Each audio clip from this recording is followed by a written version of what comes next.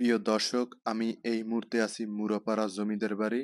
আর এই বাড়িটি অবস্থিত রূপগঞ্জে। আর আমি এখন পুরানো স্থাপনার ভিতরে চলে যাইতেছি। আর আমি আপনাদের ঘুরে ঘুরে দেখাবো পুরানো স্থাপনা, অনেক আগের স্থাপনাটি।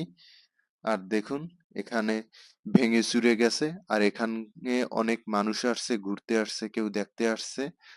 আর দেখুন, এখানকার ভিউটা অনেক সুন্দর, গ্রামীণ প্রকৃতিক একটা ভিউ পাবেন আপনারা আসলে।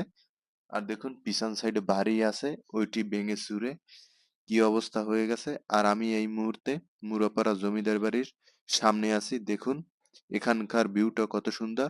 আর এটি দেখতে পাচ্ছেন মঠ, মঠের পিছনে রাস্তা। আর এই জমিদারটি খুব অত্যাচারী ছিল, আর মানুষের উপর জুলুম করত। ট্যাক্স না দিলে প্রজাদের মাথা কামাই দিত। আর আমি যদি থাকতাম ওই সময় জমিদারের সঠিক বিচার করতাম।